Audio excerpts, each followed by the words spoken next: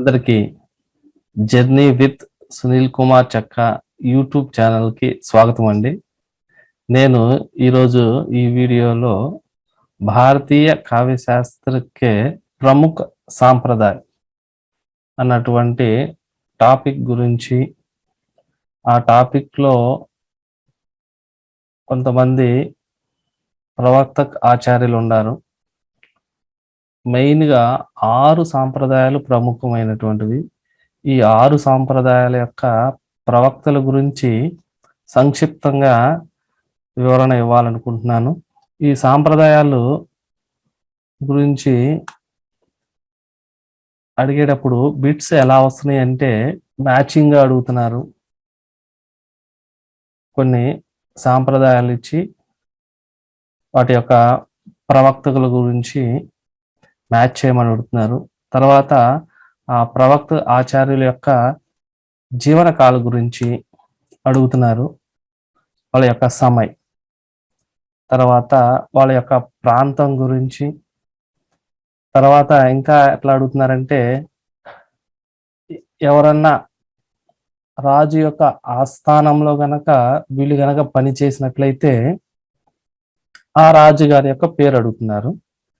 తర్వాత ఇంకా సమకాలీన కవులు ఎవరైనా ప్రముఖులు, వాళ్ళకి సమకాలికులు, వాళ్ళ మిత్ర బృందం ఎవరైనా ఉంటే వాళ్ళ గురించి కూడా అడుగుతున్నారు. తర్వాత ప్రధానంగా వీళ్ళ యొక్క కావ్య గ్రంథాల గురించి, వాళ్ళ యొక్క రాసినటువంటి ఇంపార్టెన్స్ గ్రంథాల గురించి అడుగుతున్నారు. తర్వాత వాళ్ళ యొక్క ఉక్తి కొటేషన్స్ ఏవైతే ఉన్నాయో వాటి గురించి అడుగుతున్నారు. తర్వాత వాళ్ళు ఇచ్చినటువంటి కొటేషన్లో ఉన్నటువంటి వాటి మీద అర్థాలు అడుగుతున్నారు. ఇట్లా రకరకాలుగా ప్రశ్నలు వస్తున్నాయి. కాబట్టి వీలైనంత వరకు అన్నిటినీ మీరు చదివేటప్పుడే వరుస క్రమంలో వీటిని, ఈ పాయింట్స్ని మీ మనసులో పెట్టుకొని చదవండి.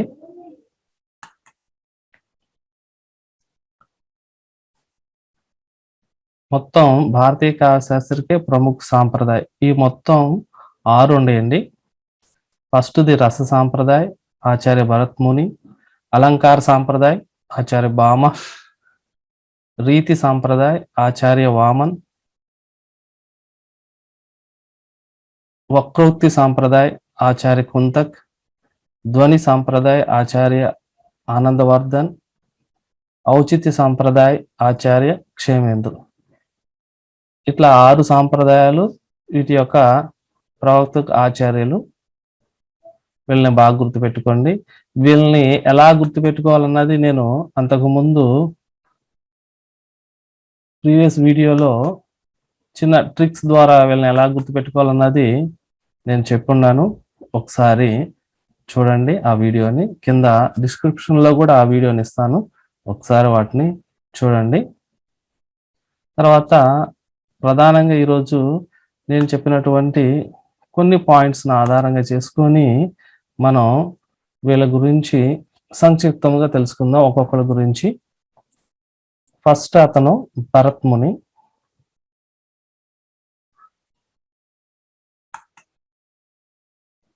ఈ భరత్ ముని ఏ సాంప్రదాయానికంటే రస సాంప్రదాయానికి ప్రవక్త ఆచార్య. इनका समय विवादास्पद है. इन्हें 500 ईसा पूर्व 100 ईसा सन के बीच किसी समय का माना जाता है. ఈ మన ప్రాచీన కవులు యొక్క జీవన కాలాన్ని గురించి మనకి పూర్తి ఇన్ఫర్మేషన్ లేదు. వీళ్ళ యొక్క జీవన సమయం వచ్చేటప్పటికి ఎక్కువ శాతం వివాదాస్పదంగా ఉంటున్నాయి. ఇది ఒక అంచనాగా మాత్రమే. 500 క్రీస్తుపూర్వం 500 నుంచి క్రీస్తుపూర్వం 100 మధ్యలో ఇతను జీవించవచ్చు అని చెప్పేసి ఒక అంచనా. ఈ సమయం గుర్తుపెట్టుకోండి. తర్వాత ఈయన రాసినటువంటి గ్రంథం పేరు నాట్యశాస్త్రం. దీని మీద కూడా బిట్ రావడానికి ఆస్కారం ఉంది, నాట్యశాస్త్రం.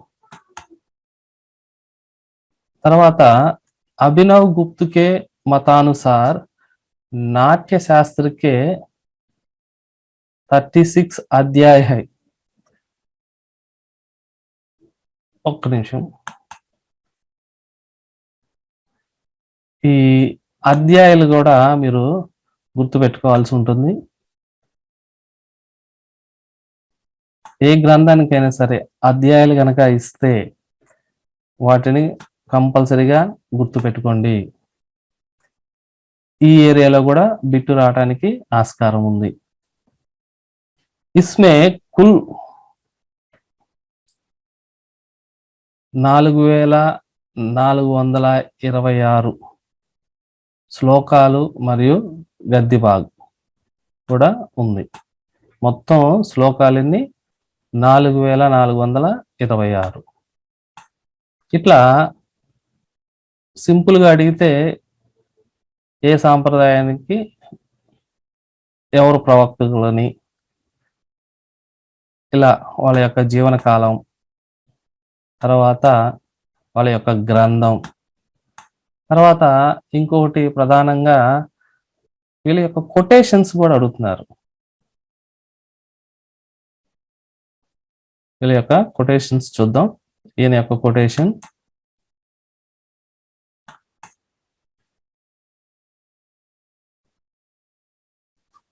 ఇది ఫేమస్ కొటేషన్. विभाव विभाव अनुभाव व्यभिचारी संयोगाद्रस निष्पत्ति. ఇక్కడ రస్ ఇక్కడ ఉంది. రస్ ఈయన రస సాంప్రదాయానికి సంబంధించినటువంటి ప్రవక్తకాచార్య. విభావ్ అనుభావ్ వ్యభిచారి సంయోగ రస్ నిష్పత్తి, ఇవన్నీ కలిసినటువంటి ఇది విభావం ఉండాలి, అనుభవం ఉండాలి, వ్యభిచారి భావం ఉండాలా. వీటి అన్ని సంయోగాలతో రస నిష్పత్తి కనుక ఏర్పడితే అది కావ్య యొక్క లక్షణం. కావ్యకి ఆత్మ అని చెప్పేసి ఇతను చెప్పారు. ఈయన ప్రధానంగా రస్కి ఇంపార్టెన్స్ ఇచ్చారు. ఈయన కావ్యకి ఆత్మ రస్ అని చెప్పేసి చెప్పారు. ఇక్కడ కూడా బిట్ అడగొచ్చు. భరత్ముని ప్రకారం కావ్యకి ఆత్మ క్యా హై అంటే రస్ అని.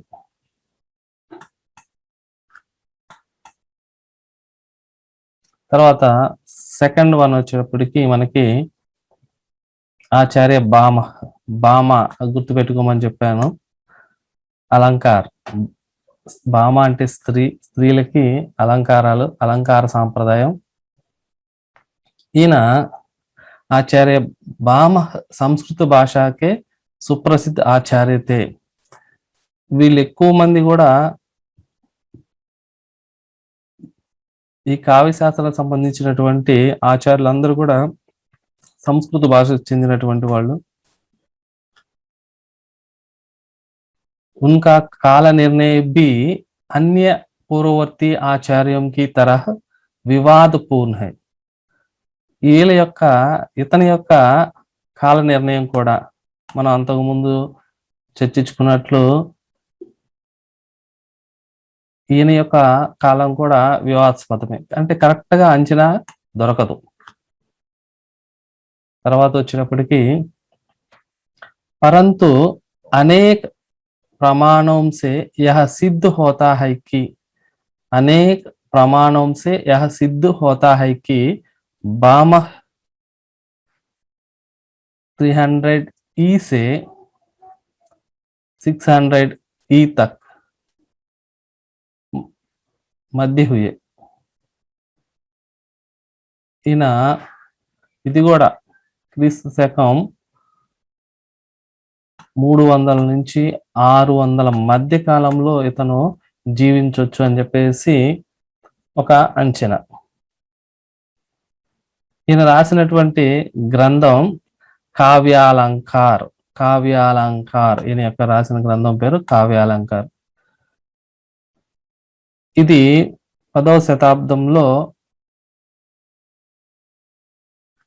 దీని యొక్క ప్రకాశం అయిందని చెప్పేసి కొంతమంది చెప్తూ ఉంటారు. 10వ శతాబ్దంలో కావ్యాలంకార నది వెలుగులోకి వచ్చిందని, ప్రకాశం జరిగిందని.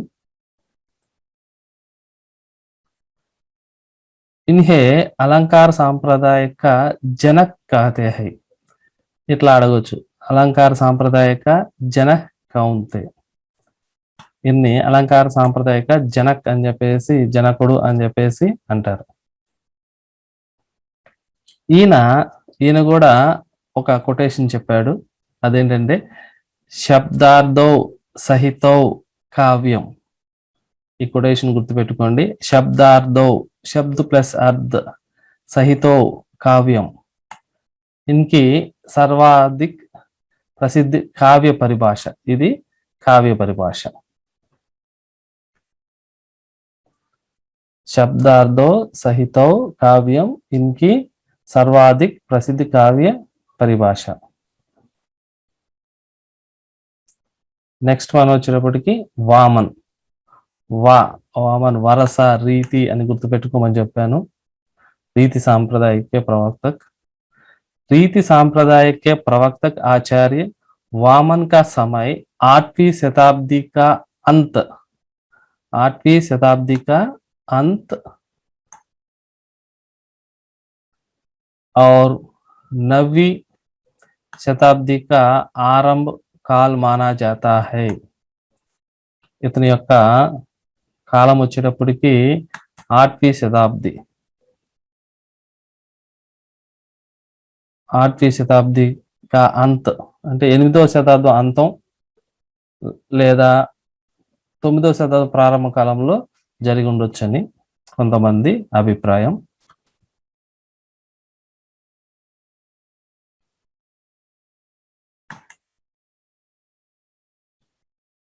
ఇతని యొక్క గ్రంథం పేరు కావ్యాలంకార సూత్ర. కావ్యాలంకార సూత్ర ఇతని యొక్క గ్రంథం పేరు. ఇది సూత్ర శైలిలో రాయబడింది. సూత్ర శైలి ఇది కూడా అడగవచ్చు. కావ్యాలంకార్ ఇతని యొక్క గ్రంథం, ఇది సూత్ర శైలిలో రాయబడింది. इन्होंने साहित्य में गुण और अलंकार के भेद को स्पष्ट किया है. इन्होंने साहित्य में गुण और अलंकार के भेद को स्पष्ट किया है. ఈయన అలంకారం గురించి, గుణ్ గురించి కూడా ఈయన ప్రస్తావించారు. ఇతను చెప్పినటువంటి కొటేషన్ వచ్చేటప్పటికి విశిష్ట పద రచన రీతి. విశిష్ట పద రచన रीति అంటే विशिष्ट से उनका अभिप्राय गुणात्मकता से. गुणात्मकता ఈ గుణ్ అని చెప్పేసి కావ్యానికి కొన్ని గుణాలు ఉన్నాయని చెప్పి, గుణాలు ఉండాలి అని చెప్పేసి ఈయన కొన్ని గుణాల గురించి చెప్పారు. అది ప్రసాద్ గుణ్, ఓజ్, ఇట్లా కొన్ని గుణాలు ఉన్నాయి. గుణ్ వీటిని ఇతను బేస్ చేసుకొని చెప్పారు. తర్వాత క్లాసులో వీటి గురించి వివరంగా చెప్పుకుందాం. అందుకని చెప్పేసి ఇसी कारण रीति सांप्रदाय को गुण सांप्रदाय भी कहते हैं. ఈ రీతి సంప్రదాయకి మరొక పేరు గుణ్ సంప్రదాయ. ఇది కూడా బాగా గుర్తు పెట్టుకోండి. రీతి సాంప్రదాయకి మరొక పేరు గుణ్ సంప్రదాయ.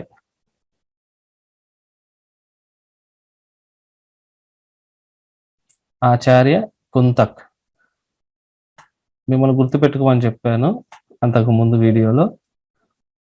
కు అంటే కుక్క, కుక్కతోక వంకర, వక్రోక్తి, వక్రోక్తి సంప్రదాయక జనक, ప్రవర్తక आचार्य. उनका जन्म 10वीं शती ई के आसपास हुए होंगे. అంటే 10వ శతాబ్దానికి ఆస్పాస్ దగ్గరగా ఉండొచ్చు ఇతని యొక్క जन्म काल। कुंतक ने अपने ग्रंथ वक्रोक्ति जीवितम में वक्रोक्ति को काव्य की आत्मा कहा है। कुंतक ने अपने ग्रंथ वक्रोक्ति जीवितम में वक्रोक्ति को काव्य की आत्मा कहा है। ఈయన కావ్య की आत्मा ఏంటంటే వక్రోక్తి అని చెప్పాడు। ఇతని యొక్క గ్రంథం పేరు వక్రోక్తి జీవితం। వక్రోక్తి జీవితం ఇతని యొక్క కావ్యం పేరు। ఇంకో కొటేషన్ కూడా ఉంది ఇది, వక్రోక్తి రేవ్ వైదగ్ధ భంగి బణతి రుచ్యతే ఇతని యొక్క కొటేషన్। ఈ కొటేషన్ గుర్తుపెట్టుకోండి, ఇది సాంస్క్రిట్ పదాలు, మనకి పలకటానికి కొంచెం ఇబ్బందిగా ఉంటాయి, అయినా సరే పదాలని పలకండి, వీటిని ఇవి ఇచ్చినటువంటి కొటేషన్స్ ని గుర్తుపెట్టుకోండి। మనకి ఈ కొటేషన్ అడిగింది ఎవరు అని అడగొచ్చు కాబట్టి వీటిని గుర్తుపెట్టుకోండి। ఇక్కడ వక్రోక్తి అనగానే మనం ఆచార్య కుంతక్ అని చెప్పేసి మనం గుర్తుపెట్టుకోవచ్చు। ఇక్కడ ఈయన కొన్నిసార్లు మనకి వీటి యొక్క అర్థాలు కూడా అడుగుతూ ఉంటారు, అందుకని చెప్పేసి చూద్దాం వీటి గురించి। वक्रोक्ति का अर्थ है सर्वसाधारण द्वारा प्रयुक्त वाक्य से विलक्षण से, सॉरी ఇక్కడ రిపీట్ అయింది, विलक्षण से भरा हुआ कथन। 1 मिनट।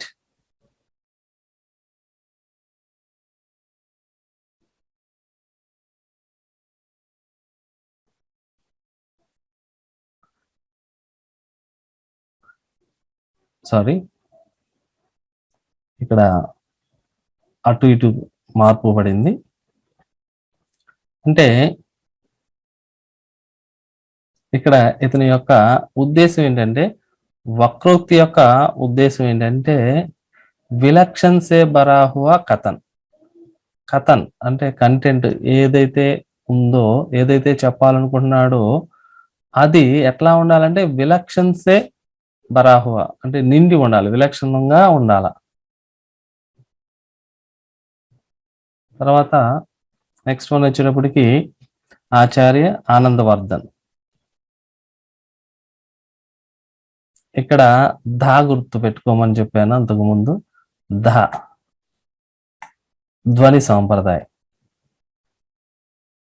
आनंदवर्धन का समय 9वीं शती ईस्वी है।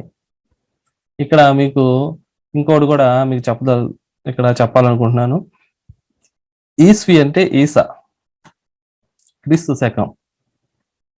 మనకి సంవత్ ఇస్తా ఉంటాడు, సంవత్ ఇచ్చినప్పుడు ఈసా ఇచ్చినప్పుడు కొంచెం డిఫరెంట్ ఉంది, 57 ఇయర్స్।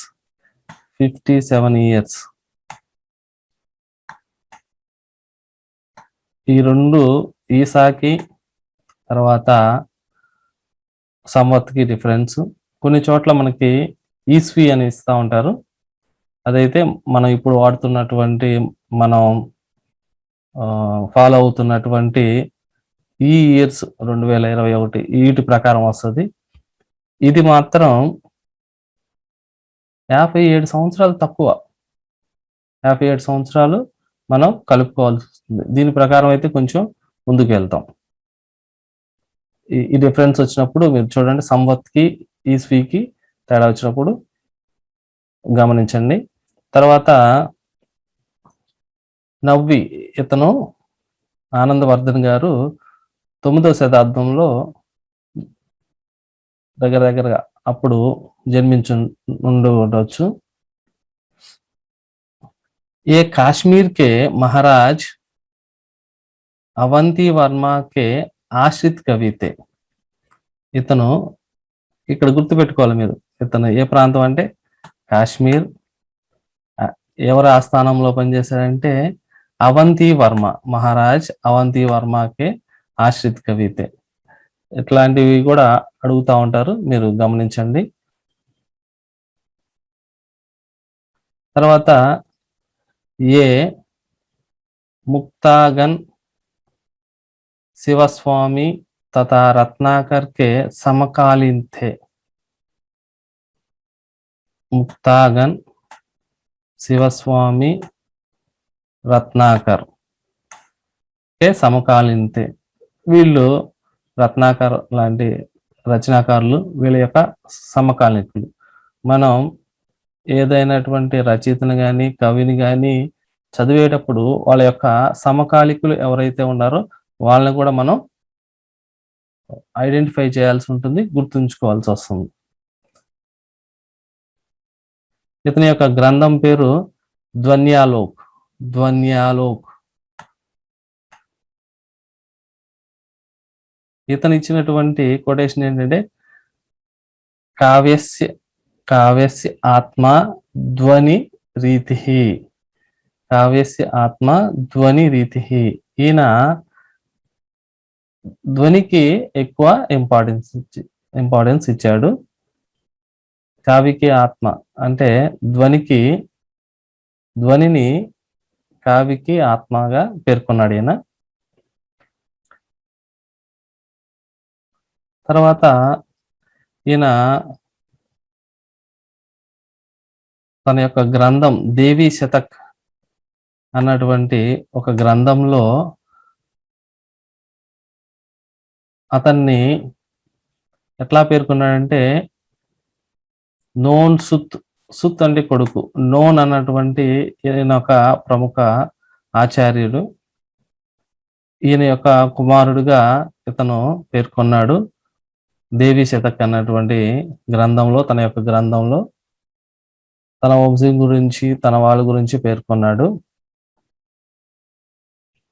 ఇది ఇతని యొక్క ప్రధాన గ్రంథం ధ్వన్యాలోక్. और देवी शतक के अतिरिक्त ఈ ధ్వన్యాలోక్ దేవీ శతకే కాకుండా ఆనందవర్ధన్ కే और भी గ్రంథ హై, ఇంకా గ్రంథాలు కూడా ఉన్నాయి. అదేంటంటే అర్జున్ చరిత్, సవిక్రమ్ బాన్ లీలా, వినిశ్చయ్ టీకా, వికృతి और తత్వలోక్. ఇవి ఇతని యొక్క అన్ని గ్రంథాలు.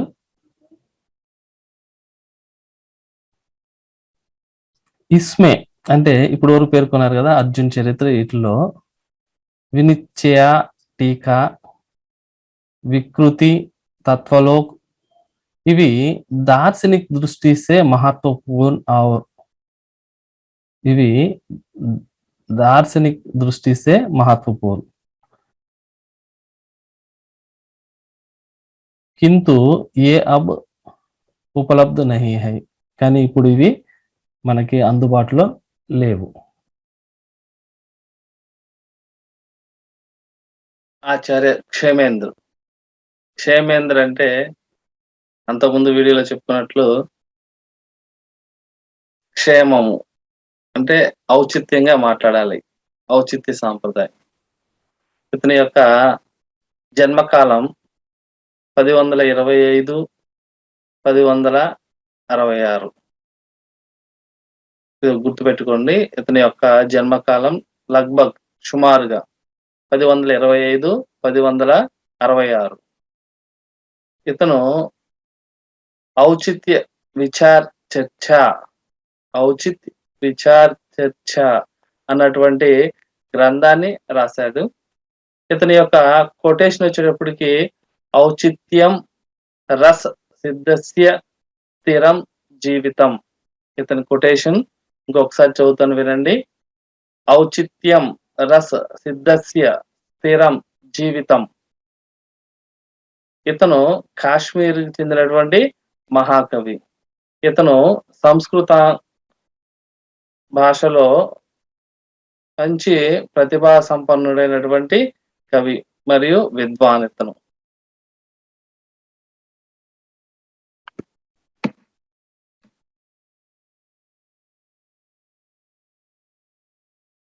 उनका जन्म బ్రాహ్మణ కుల్ మే హువా థా.